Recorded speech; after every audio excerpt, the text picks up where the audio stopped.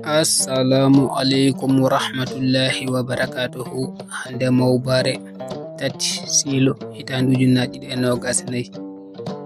Yimre men min jomi yande so meɗa haala keɗuɗe kettoɗe noppi mberte hakkillaji guddite herɗe njajine gite perte some gayni njaboɗe ko fewi e haala am kaale ko boni pewnite hay sawru gonga mi fiye ɓurani mi suddare fenande mi moje haalde gonga wata kule komi neɗɗo mi timmani wajade mi wata cile so mi haali ko muusi ɓerɗe mon jabade mi wata cuuɗe so oɗon jaabo haala jonne wata mettine wata kuɗe wata ƴettuɗe wata malle komi neɗɗo mi timmani gande so on tini haala muska ina ara e ɓerɗe mon hirde ka nata caluɗe damuɗe hakkillaji mon jajine jiɗɓe gonga laatuɗe anɓe fenande ngoni so cemte ngoni jawdi wata nyammine mo renaki nyamminde jawdi cemte hawe yaɓɓe fette e leydi irñe.